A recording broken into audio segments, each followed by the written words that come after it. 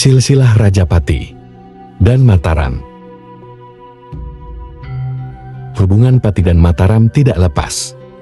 Hubungannya dari kisah tiga pembesar Dili Selo yang membantu Sultan Hadiwijaya atau Joko Tingkir dalam melawan Adipati Arya Penangsang dari Jepang, Panolan. Tiga pembesar dari Selo ini mempunyai hubungan kekerabatan. Ki Ageng Selo dalam tulisan Baba Tanah Jawi, Mensma yang bertanggal tahun 1662 sampai 1663 Masehi, dianggap sebagai nenek moyang di pihak ibu.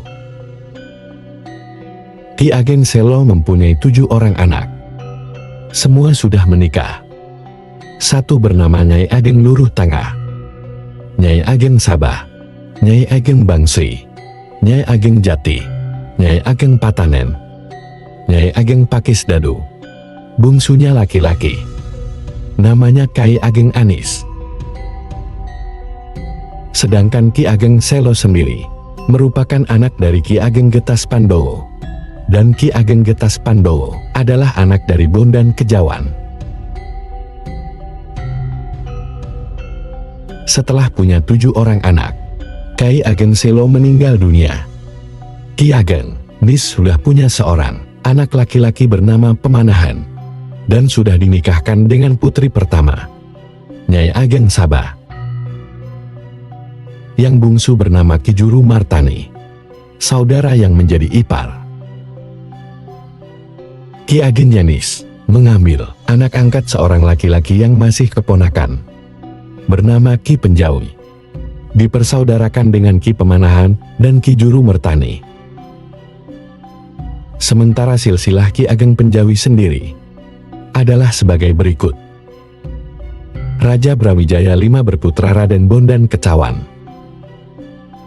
Raden Bondan Kecawan mempunyai 3 putra. Yang bungsu, putri bernama Roro Kasihan, diperistri Ki Ageng Nyerang. Pasangan antara Ki Ageng Nyerang dengan Roro Kasihan ingin menurunkan 2 putra, yaitu Ki Ageng Nyerang II dan seorang putri.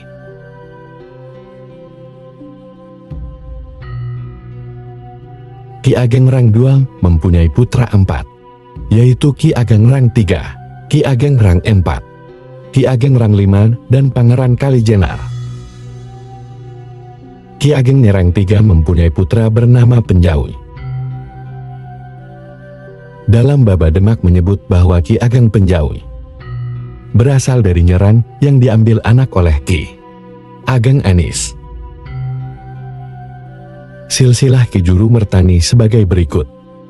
Putra Raden Bondan Kejauhan yang tertua adalah Ki Ageng Wanasabah. Ki Ageng Wanasabah berputra Pangeran Medpandan I. Pangeran Medpandan I berputra Ki Ageng Paringan, yang mempunyai istri bernama Roro Jantan.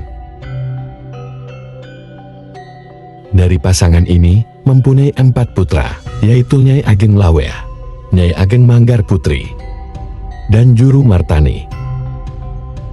Secara silsilah di atas, hampir semua silsilah yang dituliskan dari silsilah yang dibuat oleh Juru Kunci di Selo, Grobogan maupun dari Mataram hampir sama. Yang membedakan nantinya justru ketika masuk setelah Prakola I, di mana terjadi kesimpang siuran antara sosok Adipati Prakola II. Sumber dari Radio Pustaka Solo menuliskan bahwa Adipati Prakola II adalah putra dari Pangeran Puger yang melakukan pemberontakan di Demak, yang kemudian diasingkan di Kudus. Dan sangat berbeda yang dituliskan oleh pencatat silsilah keturunan Raja-Raja Mataram dari Solo, maupun yang umumnya, yang menyatakan bahwa Adipati Prakola II merupakan anak dari Adipati Prakola I, atau Raden Joyokusumo ini. Setelah era Raden Patah, kerajaan Demak dipimpin oleh anak dari Raden Patah, yaitu Adipati Unus. Raden Batas sendiri mempunyai beberapa putra yang sering dikenal adalah Pangeran Adipati Unus dan Raden Trenggono. Waktu pemerintahan dari Adipati Unus sangatlah singkat, yaitu sekitar 3 tahun. Setelah Adipati Unus meninggal, kerajaan Demak dipimpin oleh Sultan Trenggono. Sultan Trenggono merupakan adik dari Adipati Unus. Dikarenakan Adipati Unus tidak mempunyai putra, diperkirakan di bawah pemerintahannya inilah Demak mencapai puncak kejayaan. Setelah meninggalnya Sultan Trenggono, timbullah perpecahan di kerajaan Demak mengenai siapa yang pantas untuk mewarisi tahta kerajaan. Taiggraf menyatakan keheranannya dalam pengangkatan Jaka Tingkir sebagai Raja Pajang menggantikan tahta Demak. Pewaris sah kerajaan yaitu Pangeran Arya, putra Trenggono, dikatakan tidak mau naik tahta dan memilih untuk sukarela menjadi susu Honan yang keramat di Prawata. Sebuah konflik antara Arya Penangsang dan Jaka Tingkir sebelumnya diawali pasca meninggalnya Adipati Unus. Adipati Unus meninggal dunia tanpa mempunyai putra mahkota. Kemudian penggantinya yang berhak adalah Pangeran Sekar Satolepen. Tetapi kenyataannya kemudian yang menggantikan tahta kerajaan adalah adiknya, yaitu Raden Trenggono. Sedangkan Pangeran Sekar Satolepen dibunuh oleh Pangeran Prawata, putra dari Raden Trenggono, melalui utusannya yang bernama Ki Surayata, setelah melakukan ibadah sholat Jumat. Seharusnya yang menduduki tahta kerajaan kemudian adalah Arya Penangsang selaku putra dari Pangeran Sekar Sedul Paipen. Tetapi yang menduduki tahta justru adalah Raden Trenggono. Yang menjadi pertanyaan adalah, apakah ini terkait dengan campur tangan Wali Songo dalam perpolitikan di Demak? Seperti yang kita ketahui, bahwa pada masa itu penanan Wali Songo sangatlah kuat dalam berbagai lini. Seperti yang diceritakan dalam Babat Tanah Jawi, kemudian Arya Penangsang merencanakan untuk pembunuhan terhadap Pangeran Prawata dengan mengirim utusan bernama Ranggut. Pada akhirnya, Ranggut berhasil membunuh Pangeran Prawata beserta istrinya, walaupun kemudian dia juga ikut meninggal. Dalam Babat Tanah Jawi juga diceritakan peran dari penguasa Jepara, yaitu Ratu Kalinyamat. Ratu Kalinyamat sebagaimana diceritakan juga menuntut balas atas suaminya, yaitu Pangeran Hadiri, yang dibunuh oleh Arya Penangsang. Ratu Kalinyamat melakukan tapa telanjang di Bukit Danaraja. Ratu Kalinyamat tidak akan mengakhiri tapanya kalau Arya Penangsang belum terbunuh.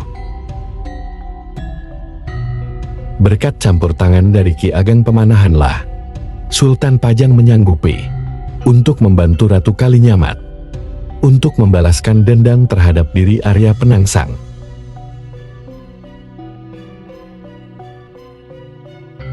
Arya Penangsang kemudian dapat dibunuh pada pertempuran di Sungai Bengawan Sore. Kekalahan Arya Penangsang akibat strategi yang diterapkan oleh pasukan Pajang.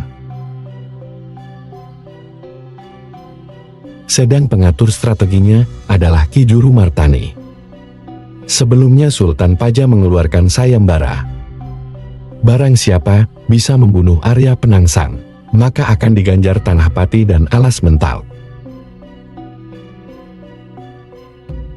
Sayembara itu diikuti oleh ketiga seselo, yaitu Ki Ageng Pemanahan, Ki Ageng Benjawi, Juru Mertani. Kemudian ditambah dengan Danang Sutawijaya yang masih muda. Strategi yang digunakan pertama kali adalah mengirimkan surat tantangan yang digantungkan di satu daun telinga gamal Arya Penangsang, dan daun telinga yang satu dipotong. Hal ini dilakukan untuk memancing Arya Penangsang yang mempunyai sifat pemberang. Kemudian melepaskan kuda betina untuk menarik kuda gagak rimang milik Arya Penangsang. Dan selanjutnya adalah Arya Penangsang dibunuh oleh Danang Sutawijaya dengan menggunakan tombak gaib leret. Kemudian cerita berlanjut dengan pembagian hadiah tanah pati dengan alas mentau. Berdasarkan kesepakatan, maka yang diakui sebagai pembunuh Arya Penangsang adalah Ki Ageng Penjawi dan Ki Ageng Pemanahan dengan cara mengeroyoknya. Hal ini dilakukan karena apabila laporannya berterus terang kalau Danang Sutawijaya yang membunuh, maka dikhawatirkan hadiah tidak diberikan. Karena Danang Sutawijaya masih muda dan merupakan anak angkat dari Sultan Pajang. Pembagian ini menimbulkan teka-teki dari model pembagiannya. Yang satu merupakan sebuah kota praja, dan satu masih berupa hutan. Terlebih lagi sesuai dengan garis keturunan, Ki Ageng Penjawi sudah sewajarnya berhak menduduki di Pati. Karena leluhurnya Ki Ageng Nyerang sudah berkedudukan di Pati dan mempunyai pengaruh yang kuat. Alas mantal, atau yang kemudian menjadi Mataram ini, diberikan setelah 20 tahun penyerahan Pati. Hal ini terkait dengan ramalan dari Giri, yang mengatakan bahwa Mataram akan menjadi negara yang kuat di Jawa.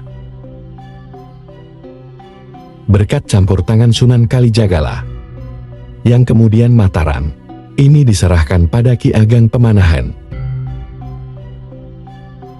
Setelah kematian Ki Ageng Pemanahan, maka tempu kekuasaan Mataram diturunkan kepada anaknya, yaitu Danang Sutawijaya, atau kemudian dikenal dengan nama Panembahan Senopati.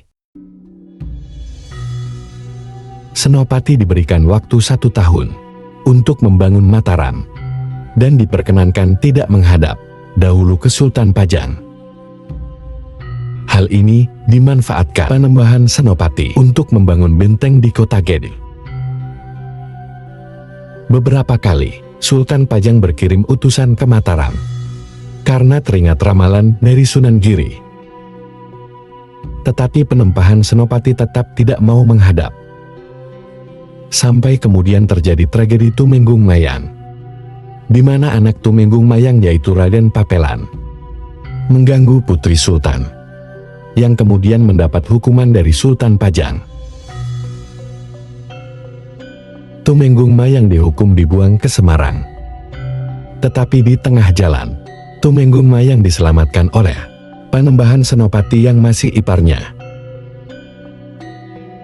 Mengetahui ini Sultan Pajang murka dan mengirim pasukan yang dipimpin Sultan Pajang sendiri untuk menggempur Mataram. Dalam pertempuran tersebut, Mataram dibantu dengan alam. Gunung Merapi meletus hebat dan menyebabkan ketakutan terhadap pasukan Pajang. Pasukan Pajang pun mundur, dan kemudian Sultan Pajang dikabarkan sakit karena jatuh dari gajah tunggangannya. Selama mundurnya pasukan Pajang ini, Panembahan Senopati dengan pasukannya mengikuti dari belakang. Sampai di Pajang, Panembahan Senopati berkemah di Mayang. Kemudian Sultan Pajang meninggal dunia. Diceritakan dalam babat bahwa meninggalnya Sultan Pajang ini karena dipukul jin juru taman yang dikirim oleh Panembahan Senopati. Setelah Sultan Pajang meninggal, Pajang dipimpin oleh Adipati Demak. Berkat campur tangan Sunan Kudus,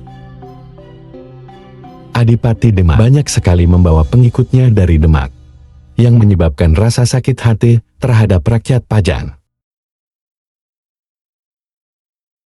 Pangeran Benowo, yang merupakan pewaris sah Pajang, meminta bantuan Panembahan Senopati untuk merebut Pajang.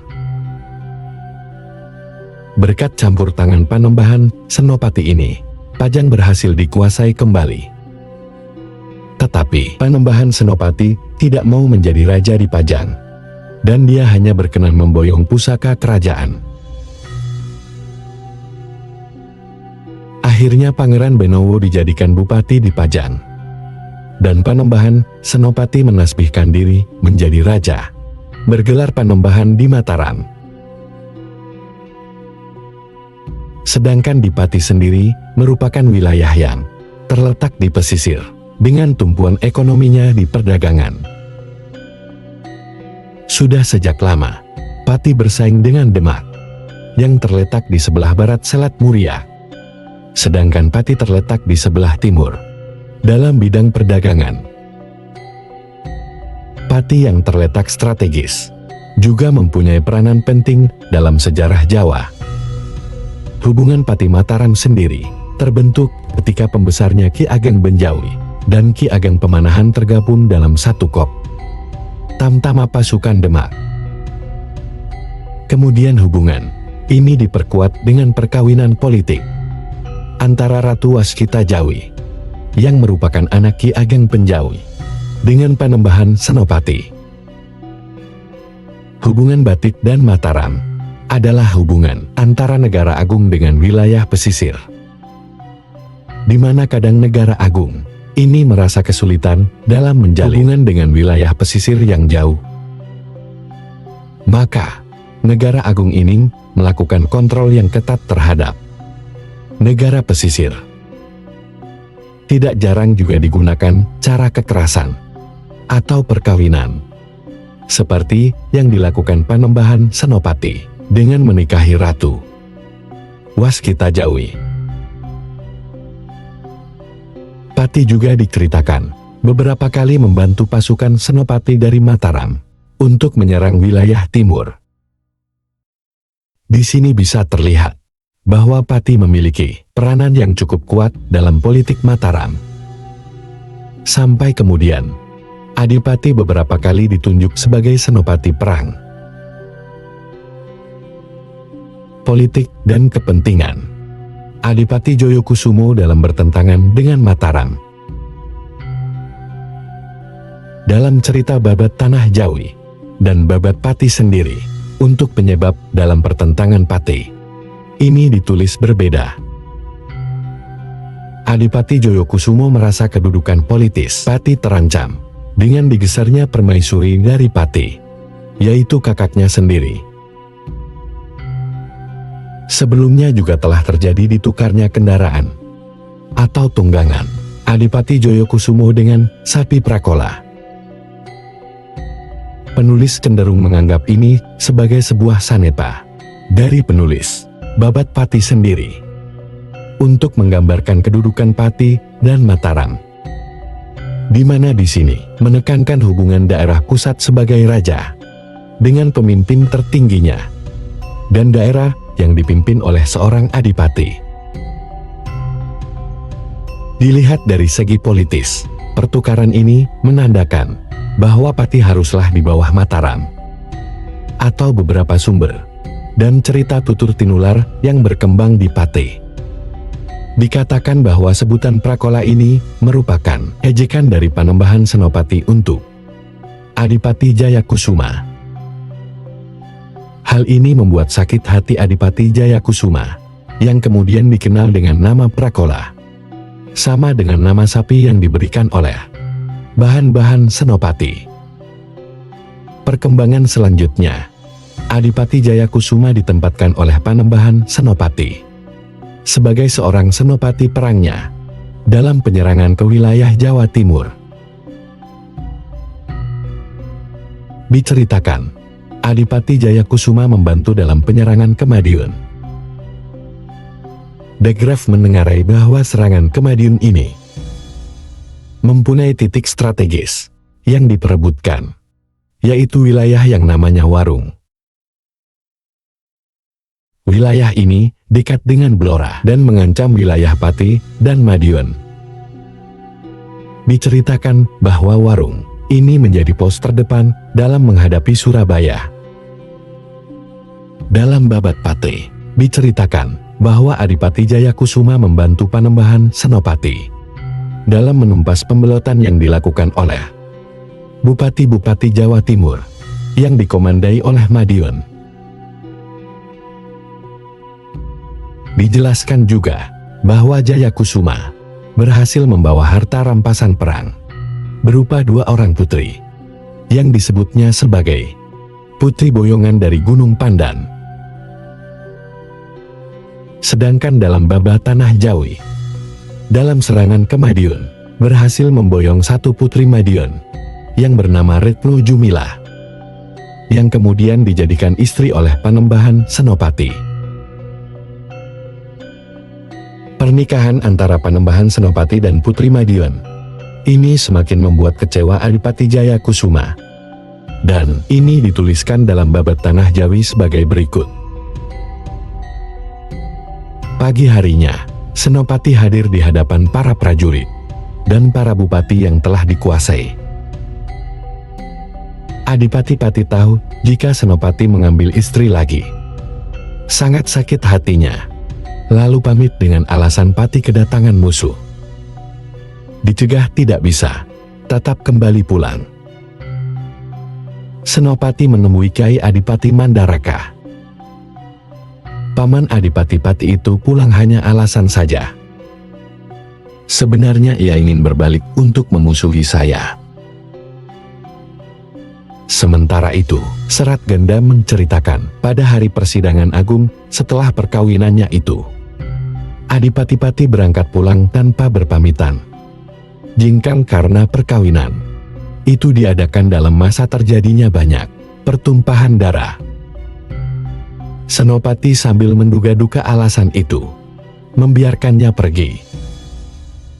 Pada akhirnya, Degrab coba mengeluarkan analisa mengenai sebab-sebab perpecahan antara Pati dan Mataram.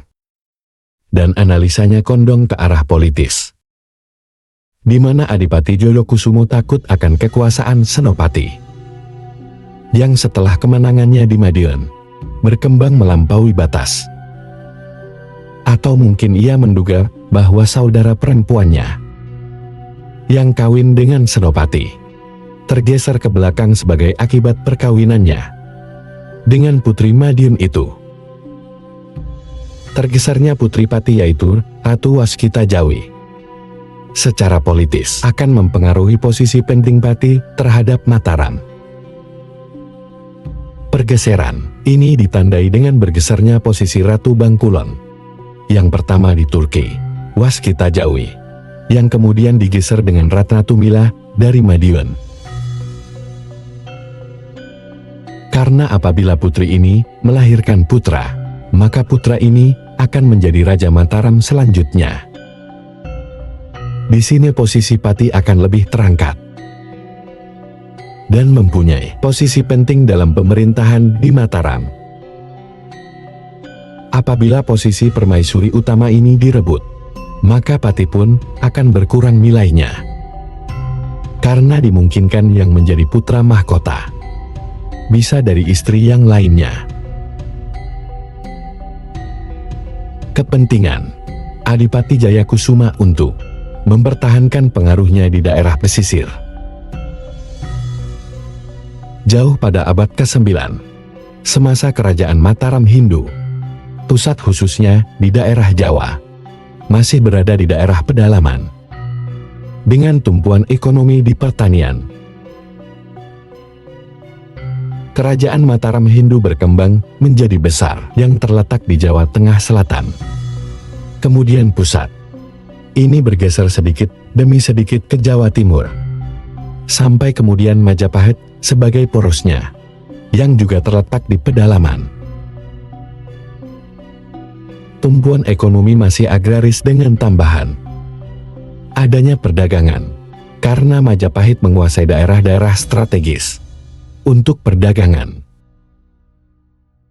Pada Mataram Hindu ini, Jawa sudah sedemikian majunya dengan tumpuan perdagangan beras. Tetapi kemudian setelah pengaruh Islam, pusat berpindah ke daerah pesisir, dengan Demak sebagai pelopornya. Kemudian setelah runtuhnya kerajaan Demak. Pusat kemudian beralih ke pedalaman, dengan Pajang sebagai pelopornya. Hal ini menandai berakhirnya pusat yang ada di pesisir, dan kemudian beralih ke pedalaman. Salah satu faktor mengapa kerajaan atau wilayah pesisir mengalami kemerosotan pada abad ke-17 sampai 18 coba dijelaskan oleh De Graaf dan Biket sebagai berikut. Sebagai pusat, lalu lintas perdagangan di daerah, dan sebagai bandar singgah pedagang seberang, kerajaan-kerajaan pesisir bersaing dengan tajam.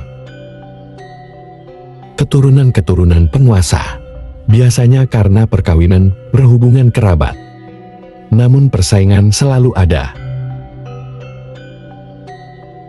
Seorang penguasa akan mengalami kesulitan dalam mengusahakan bawahan dan anggota-anggota keluarganya agar bersedia mempertaruhkan jiwa raganya untuk membantu seorang saingan jika diserang oleh musuh dari dalam atau luar negeri. Dalam tinjauan ekonomi, ada indikasi bahwa pertentangan Pati dan Mataram adalah merupakan konflik antara daerah pesisir dan pedalaman. Sekitar abad ke-14 sampai 17-an, pusat perekonomian masih di daerah pesisir, dengan Demak sebagai pusatnya. Daya tarik daerah sekitar Demak bagi orang luar adalah beras. Walaupun luas, areal sawah diduga tidak seperti sekarang, tetapi daerah-daerah Pajang Mataram, Banyumas Pekalongan, maupun Pati telah merupakan daerah beras pada permulaan abad ke-16. Kecuali itu, di daerah-daerah tersebut bisa juga ditanami tebu, kopi maupun lada, yang sangat menarik bagi pedagang antara pulau. Waktu itu, pelabuhan-pelabuhan yang maju di pantai utara Jawa mengekspor beras yang diambil di pedalaman dan bahan makanan lainnya dari Jawa ke Nusantara. Imbalannya tekstil India dari Aceh dan Malaka, serta rempah-rempah dari Maluku. Perdagangan beras ataupun penyaluran beras dari pedalaman yang dijual ke orang asing yang menyinggahi pelabuhan utara ini, yang kemudian berpotensi untuk menjadi persaingan dagang di wilayah pesisir utara Jawa. Namun kewibawaan pesisir di daerah-daerah ini tidak akan berlangsung lama. Majapahit tidak akan bangkit kembali dari reruntuhan. Tetapi sesudah kematian Trenggono, tampil beberapa penguasa yang meskipun sudah masuk agama Islam, akan berusaha untuk mengembalikan pusat kegiatan di daerah persawahan pedalaman. Selama 40 tahun, keadaan kacau, dan kesaksian-kesaksian tidak terlalu cocok satu sama lain. Di bawah pemerintahan pengganti Sultan Trenggono, Prawata yang tidak lama berkuasa, Demak tidak lagi memegang hegemoni. Persekutuan yang terlalu luas antara oligarki dagang di pesisir meregang. Arya Penangsang, penguasa Jipang, mula-mula mencoba merebut kekuasaan. Lalu Jaka Tingkir di dekat Salatiga, dan penguasa Pajang mengaku diri sebagai sultan. Sementara itu Ki Ageng Pemanahan, penguasa Mataram, menetap di kota Gede pada kira-kira tahun 1577 dan mengumpulkan sekelompok orang setia di sekelilingnya. Ia meninggal kira-kira tahun 1583 dan Senopati, anaknya berjasa karena mengalahkan Pajang dan mulai mengumpulkan negeri-negeri Jawa. Serentetan ekspedisi kewibawaan Mataram yang dalam abad berikutnya menjadi kekuasaan terpenting di Jawa. Secara garis besar, penulis mencoba untuk merangkum penyebab pertentangan Pati dan Mataram dari berbagai sumber. Pertama, kecewanya Adipati Jayakusuma karena ditukarnya kuda Jurutaman dengan sapi Prakola. Tetapi hal ini mungkin bisa dipertanyakan karena kemungkinan besar kalau ini adalah sebuah perlambang. Kalau mengacu dari penderitaan Babat Pati, yang kebenaran sejarahnya masih perlu dipertanyakan. Kedua, digesernya posisi permaisuri dari Pati karena Senopati memboyong lagi putri dari kota Madiun. Ketiga, hasutan dari Ki Ageng Plangkitan dan Ki Ageng Jambean yang mengatakan Adipati Jayakusuma akan melakukan pemberontakan terhadap Mataram. Keempat, nafsu berkuasa yang berlebihan dari Panembahan Senopati yang mencoba menguasai sepenuhnya daerah pesisir. Melihat hal itu, maka pertentangan Pati dan Mataram ini adalah bentuk keputusan Adipati Jayakusuma dalam rangka menjaga posisi dan peran pentingnya di pesisir. Dari nafsu berkuasa Panembahan Senopati dari Mataram. Dalam Babak Tanah Jawi dituliskan sebagai berikut. Perang Pati dan Mataram diawali dengan dikirimnya utusan Pati yang bernama Patrajita ke Mataram untuk meminta kekuasaan atas semua tanah dusun di utara Gunung Gendeng yang bertujuan untuk menghadang orang yang ingin menghadap di Mataram dan meminta tombak dan kekangnya sebanyak 100 buah yang dikatakan untuk berperang. Padahal ini akan dipakai oleh Adipati Jayakusuma untuk memberontak terhadap Mataram. Panembahan Senopati menyerahkan tanah yang dimaksud. Tetapi, tombak hanya diberikan tombaknya saja tanpa gagangnya. Panembahan Senopati ternyata sudah mengetahui maksud dari adik iparnya yang ingin memusuhi Mataram. Kemudian Panembahan mengatakan kepada Adipati Mandaraka bahwa Adipati akan membangkang. Adipati Mandaraka pun menjadi sedih. Selanjutnya, wilayah Gendeng Utara pun dikuasai oleh Pati, tetapi hanya Demak saja yang membangkang. Dikisahkan juga dalam Babat Tanah Jawi bahwa pasukan dari Pati bertindak sangat kejam. Sepanjang jalan, menjarah harta dan memboyong perempuan-perempuan di dusun-dusun yang dilaluinya. Hal ini diketahui oleh Adipati Pajang dan segera memberitahu Senopati Mataram kalau Adipati Pati atau Jayakusuma berniat menyerang Mataram. Setelah mendengar laporan tersebut, bahan-bahan Senopati mengutus anaknya Pangeran Anom untuk melawan Adipati Pati. Panembahan Senopati berpesan agar jangan dilawan dengan perang. Tetapi kalau terpaksa, silahkan untuk dilayani dengan perang juga. Adipati Mandaraka atau Ki Juru Martani memprotes keputusan ini karena Pangeran Anom tidak akan sanggup melawan Adipati Pati. Panembahan Senopati menjelaskan ini adalah strateginya untuk mengingatkan Adipati Pati jangan sampai melanjutkan marahnya terhadap Mataram dengan mengirimkan Pangeran Anom yang masih keponakannya sendiri. Barisan Pati telah sampai di Mataram, sementara barisan yang lainnya yang lebih besar sudah sampai di Kemalam. Kemudian Pangeran Anom berhadapan dengan Adipati Pati. Terjadi adu mulut di antara keduanya, sehingga membuat Pangeran Anom marah dan menyerang Adipati Pati. Adipati yang jengkel kemudian melemparkan tombaknya yang membuat Pangeran Anom pingsan, dan segera Pangeran Anom dilarikan kembali ke Mataram. Adipati Pati tetap berdiam di tempat itu, yaitu dekat dengan Kali Tenggang.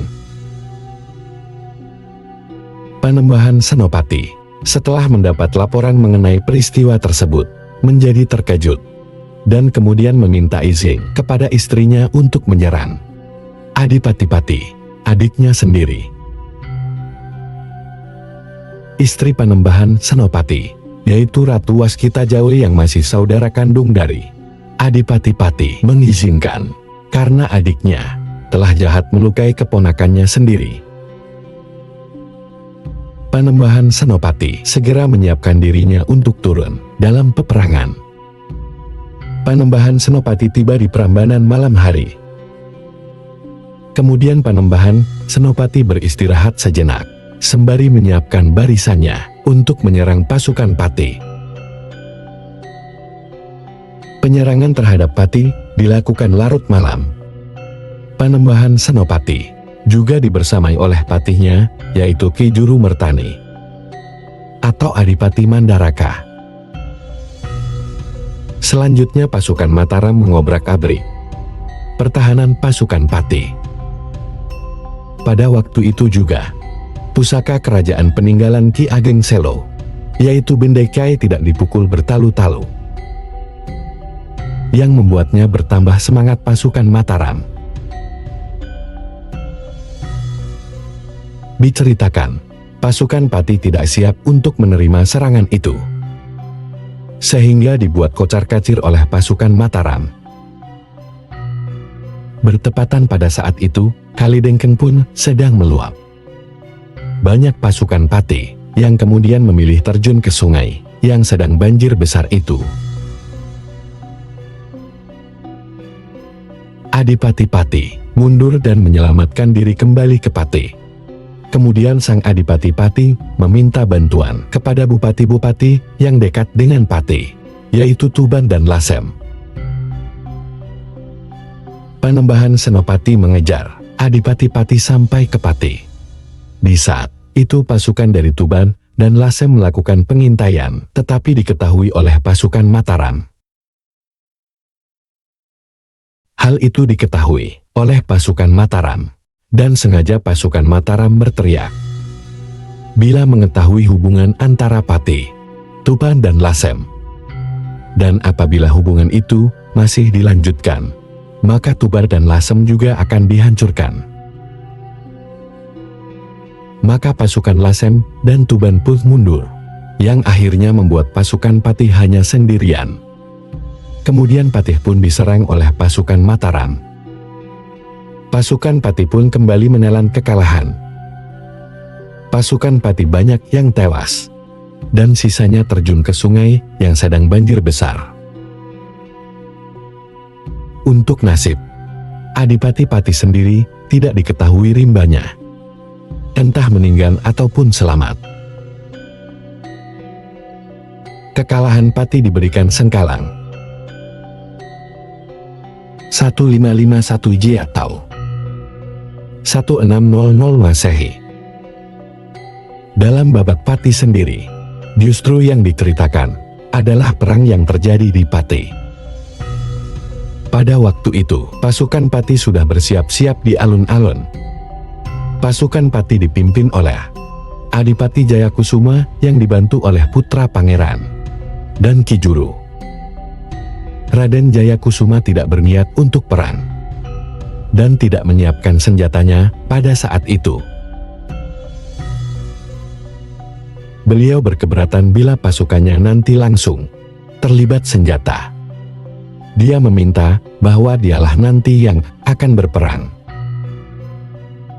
Panembahan Senopati telah tiba di selatan Pati, yang dialiri oleh Sungai Juana.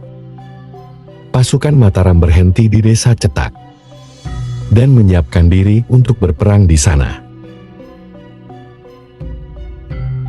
Seyogianya Panembahan Senopati akan berkirim utusan ke Pati, tetapi ditahan oleh Ki Juru Mertani. Ki Juru Mertani menyarankan untuk menunggu sambil menyiapkan pasukan Mataram dan membunyikan meriam Kai Kalantaka terlebih dahulu. Adipati Jayakusuma yang mendengarkan suara meriam tersebut akhirnya mengetahui kalau kakaknya Senopati telah datang. Adipati-Pati meminta terhadap pasukannya untuk perang tanding dengan Senopati, tanpa melibatkan pasukannya. Ketika Panembahan, Senopati mendengar tantangan adiknya, yaitu Adipati Jayakusuma, sangatlah senang dengan tantangan ini. Kemudian Panembahan Senopati penombak adiknya, yang ditombak seakan-akan memakai baju besi saja. Tombak itu pun tidak mempan terhadap diri Adipati Jayakusuma. Pertarungan dengan tombak dan saling tangkis itu berjalan sehari. Dan kemudian malamnya selesai, dan pasukannya dibubarkan. Di hari pertama, belum ada yang menang dan yang kalah. Hari kedua pasukan Mataram bertambah banyak dengan perbandingan 1:100 dibandingkan dengan pasukan Pati. Tetapi pasukan Pati tersebut hanya menyorak yang sedang bertempur, yaitu Panembahan Senopati melawan Adipati Jayakusuma. Pertempuran hari kedua memakai pedang dan keris. Tidak ada yang mempan dalam pertarungan ini. Hanya luka-luka saja yang diterima kedua perwira ini. Ketika malam pertarungan berhenti, setelah 3 hari berperang tanding dan bertepatan dengan Kamis Bon, maka mereka kemudian memutuskan untuk bertarung tanpa senjata. Terjadi baku hantam pada pertarungan yang kesekian kalinya. Kemudian Panembahan Senopati berseru untuk menghentikan pertarungan dan mandi di sendang sani. Ketika sedang mandi, Adipati Jayakusuma mendapat firasat bahwa dalam perang tanding nanti dirinya akan kalah. Firasat tersebut berupa sinar yang memancar terus di dalam sumur saat Panembahan Senopati mandi. Tetapi sinar itu fatal setelah dirinya masuk ke pemandian. Mendapat firasat tersebut, Adipati Jayakusuma memerintahkan kepada Sotawang Pati untuk membunuh seluruh istri dan anaknya. Karena tidak rela bila nantinya Adipati Jayakusuma kalah, istri dan anak-anaknya diboyong ke Mataram. Panembahan Senopati kemudian meminta nasihat Ki Juru Martani. Dalam nasihatnya, Ki Juru Martani mengatakan bahwa kelemahan orang Pati adalah kalau mereka sesumbar, maka kesaktian yang dimiliki akan hilang. Setelah nantinya bersumber, Panembahan Senopati juga disarankan untuk meminta Adipati Pati untuk melepaskan baju terai besi yang merupakan sumber kekuatan dari Adipati Pati. Keesokan harinya, dengan bermodalkan wangsit yang diberikan oleh Ki Juru Martani, Panembahan Senopati menyongsong pertarungan hari itu dengan naik kuda sambil memanggul tombak Kyai Pleret. Diceritakan dalam Babak Pati bahwa pada saat itu adalah hari Jumat Wage, yang merupakan hari sial untuk orang Pati. Untuk selanjutnya, perang tanding pun segera dimulai kembali. Babat Pati menceritakan peristiwa tersebut dengan Dharma Pupuh 27 sebagai berikut. Sang Bupati segera naik kudanya yang berwarna kelabu agak kekuningan, sambil menarik tombaknya Ki Petru. Melompat-lompat dia di tengah-tengah medan laga. Sesudah berhadap-hadap air, Raja berkata lembut, "Adinda, segeralah kau mulai." Adiknya berkata, "Silakan Paduka mengenai hamba dulu." Senopati lalu menarik, serta mengangkat tombaknya ke atas. Maksudnya, agar supaya tepat jatuhnya. Tombak itu mengenai dada, berdenting suaranya. Senopati berkata, "Adinda, pantas engkau sakti dan tidak mempan dengan tombak, sebab engkau mengenakan baju kerai besi Belanda." Adipati Jayakusuma sangat marah. Pakaiannya dising-singkan hingga kelihatan dadanya serta bersumbar demikian. Tidak patut. jikalau orang Pati memakai baju besi kerai Belanda. Penglihatannya, Senopati sudah waspada. Lalu dadanya yang kelihatan kuning seperti kulit. Wanita itu ditusuk dengan tombaknya Ki Pleret. Tombak tersebut mengenai dada. Lalu Adipati jatuh. Lambung sebelah kiri dari Adipati Pati luka dan jatuh dari kuda. Sebelum meninggal, Adipati Pati meminta air kepada Panembahan Senopati. Panembahan Senopati memberikan air yang terbaik untuk mengantarkan Adipati Pati ke gerbang kematian. Tetapi Adipati Pati tidak kunjung meninggal. Dan akhirnya dia meminta untuk diberikan air perasan kotoran kuda, karena dia terbunuh di medan peperangan. Setelah meminum air perasan kotoran, kuda itu Adipati Pati akhirnya meninggal dunia. Sedangkan di lain pihak, pengikut Adipati yang berjumlah 6 orang mengamuk. Mereka menerjang dan menyerang prajurit Mataram. Akan tetapi, perlawanan pengikut Adipati Jayakusuma sia-sia belaka. Sebab jumlah prajurit Mataram sangat banyak. Babat Pati menyebutkan bahwa perbandingannya 1:100 prajurit.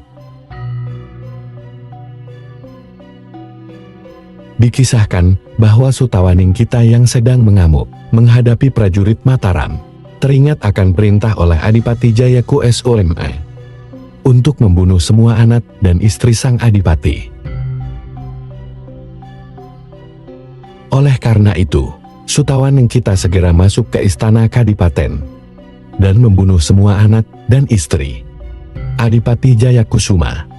Hanya Raden Canaka yang masih berumur 1 tahun yang diselamatkan dan dibawa pergi ke sebuah gua oleh Sutawaning kita.